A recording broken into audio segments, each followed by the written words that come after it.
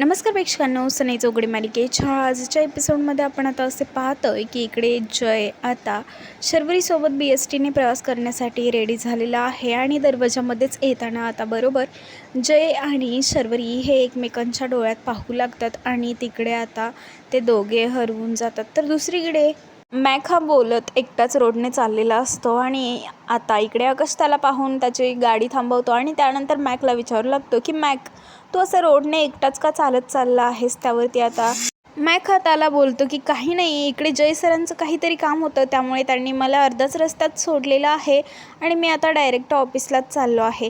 आकाश हा बोलतो की अरे मॅक, मी सुद्धा ऑफिसलाच चाललेलो आहे त्यामुळे तू माझ्यासोबत येऊ शकतोस. आणि मॅक हा आकाशसोबत आता त्याच्या गाडीमधून जातो. तर इकडे शर्वरी आणि जय हे दोघेजण आता बसने प्रवास करत आहेत. जय एका व्यक्तीच्या शेजारी बसलेला आहे आणि त्याला त्याचा त्रास होत असतो.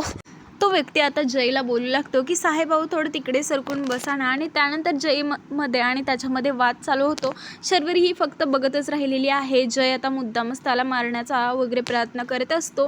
मात्र इकडे स्टॉप आल्यानंतर तो व्यक्ती तिकडून उठून जातो व इकडे कंडक्टर हे शर्वरीला बोलतात की मॅडम, तिकडे जागा रिकामी झाली आहे, असे वाटेमध्ये तुम्ही उभा राहू नका. असं बोलून आता शर्वरीला तिकडे बसण्यास सांगतो. इकडे जय हा तिला थांबवतो, बोलू लागतो की थांब, मी इकडे उभा राहतो आणि तू इकडे बसून घे.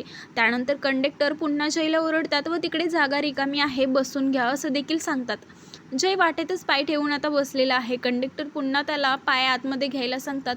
तर इकडे जयला आता शर्वरी सांगत आहे की तुझ्या मोठ्या गाडीतून फिरतो ना, तिकडे असली काहीच अनुभव भेटत नाही. इकडे बघ, इकडे सगळ्यांचं सगळं ऐकू येतं. इकडे लोक येतात, दिवसभरात त्यांच्याबद्दल, त्यांच्यासोबत काय घडलं आहे ते सुद्धा आपल्याला ऐकायला भेटतं.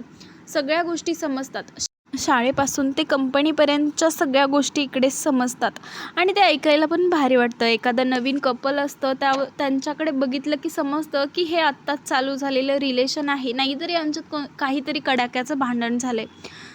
तू एकदा शायनर हे सगळं अनुभवलं ना, तुला खूप छान वाटेल. इकडे जय तिच्या बोलण्याकडे इग्नोर करत आहे आणि तो काहीच ऐकून न घेतलागत करत आहे. मात्र शर्वरी इकडे सांगतच राहिलेली आहे आणि अचानकपणे जयचं लक्ष आता शर्वरीकडे जातं व तो एकसारखाच शर्वरीकडे पाहत असतो. शर्वरीकडे पाहिल्यानंतर त्याला आता छान वाटत आहे आणि शर्वरीचं जेव्हा लक्ष त्याच्याकडे येतं तेव्हा तो आता नजर चोरतो व तो बसमध्ये पाहत आहे इकडे तिकडे आणि त्यालाही थोड्या वेळासाठी छान वाटलेलं आहे.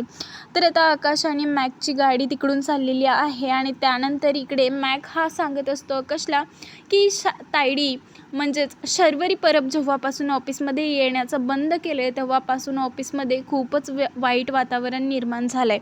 आधी कशी सगळी मुलं हसत खेळत काम करत होती, पण तायडी गेल्यापासून सगळंच सुनं पडलं आहे. जय सरांनी असं करायला नको होतं, तायडीला कामावरून काढून टाकायला नको होतं, असं आता सर्व आकाशला तो सांगत आहे. आणि तायडी खरंच खूप टॅलेंटेड मुलगी आहे असं देखील बोलत आहे.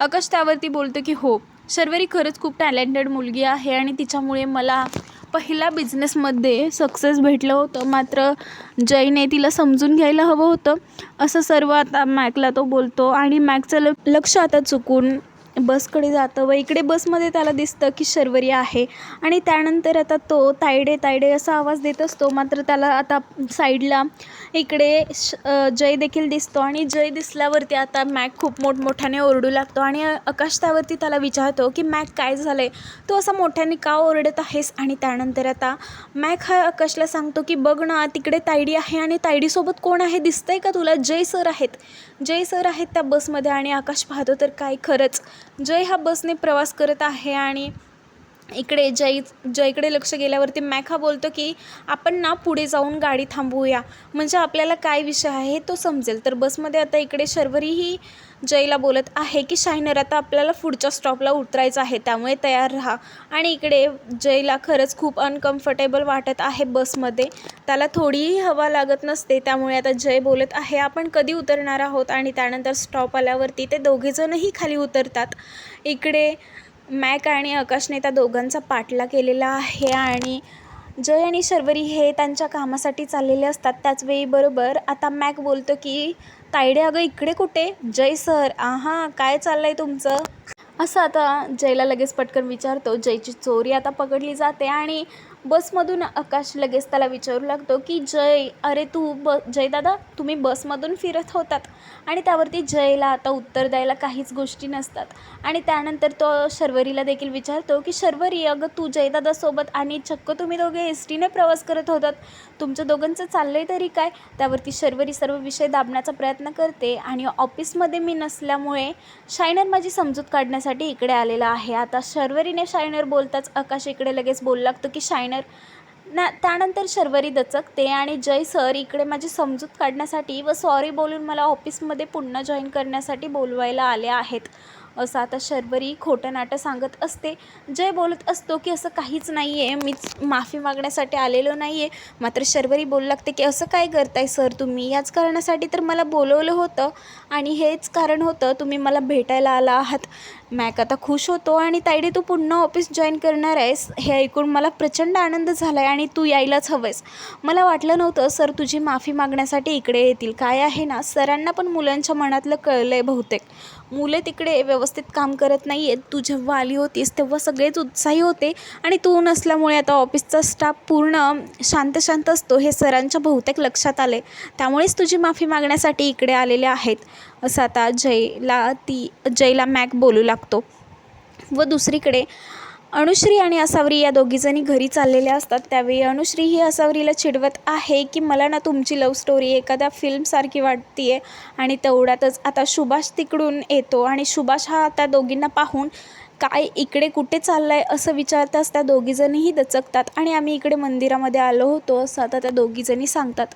इकडे लगेचच आता सुभाष हा बोलू लागतो की बरं चला मग पटकन जावा, मी आता माझ्या ड्युटीवरती चाललो आहे, असं बोलून तिकडून निघून जातो. व असावरी इकडे अनुश्रीला बोलू लागते की बाबांसोबत खोटं बोलायचं म्हणजे खरंच मला कसं तरी वाटतं आहे. आणि त्यानंतर त्या दोघीही जणी आता घरी जातात आणि शर्वरी आणि जय हे दोघेजण आता गौतम बांदेकरच्या ऑफिसच्या बाहेर येऊन पोहोचलेले आहेत. गौतम बांदेकर हा आता घरीच चाललेला असतो. त्यावेळीच बरोबर त्या दोघांची एंट्री होते आणि शर्वरी आणि जयला पाहून लगेच तो बोलू लागतो की काय इकडे पुन्हा का आला आहात आणि माझ्या ऑफिसच्या बाहेर काय आहे. मी तुम्हाला सांगितले ना एकदा, मी लग्न करणारच आहे, मी लग्नातून माघार घेणार नाही. मात्र इकडे शर्वरी बोलू लागते की पण तू समजून घे ना, तुझ्या होणाऱ्या बायकोचं दुसऱ्या कोणावरती तरी प्रेम आहे, हे तुला चालणार आहे का. आणि त्यानंतर जय देखील त्याला समजवण्याचा प्रयत्न करत असतो. मात्र तो गौतम बांदेकर काहीच गोष्टी ऐकण्यास तयार नसतो. जय आता त्याच्या अंगावर जाणार तेवढ्यातच शर्वरीही त्याला थांबवते व आता जयला ती बोलत आहे की शायनर आपण थोडं शिस्तीत बोलूया का याच्याशी. इकडे गौतम बांदेकर काहीच गोष्टी ऐकून न घेता मी असावरीशीच लग्न करणार आहे, तुम्ही मला समजून घ्या. या सर्व गोष्टी तुम्ही मला आधीच सांगायला हव्या होतात. आता तर आमचा साखरपुडा झाला आहे आणि सगळ्या तयारीसुद्धा झाली आहे, त्यामुळे तुम्ही दोघांनी अजिबात मध्ये पडू नका. आणि त्यानंतर गौतमला आता जय बोलत आहे की तू समजून घे, माझ्या भावाचं असावरीवरती प्रेम आहे. त्यानंतर लगेच गौतम बांदेकर बोलतो की म्हणजे तू तुझ्या भावासाठी मला विकत घ्यायला निघाला आहेस का, तुझ्या भावाचा जीव वाचावा यासाठी तू हे सर्व करत आहेस का, असं सर्व गौतम बांदेकर बोलतो आणि त्यानंतर तिकडून निघून जातो. तुम्हाला जे काही करायचं आहे ते करा, असं बोलून गौतम बांदेकर तिकडून निघून जातो. आणि इकडे शर्वरी आणि जय हे निशब्द होतात व ते आता तिकडेच थांबलेले असतात. असं काही आपल्याला आजच्या एपिसोडमध्ये पाहायला भेटतं.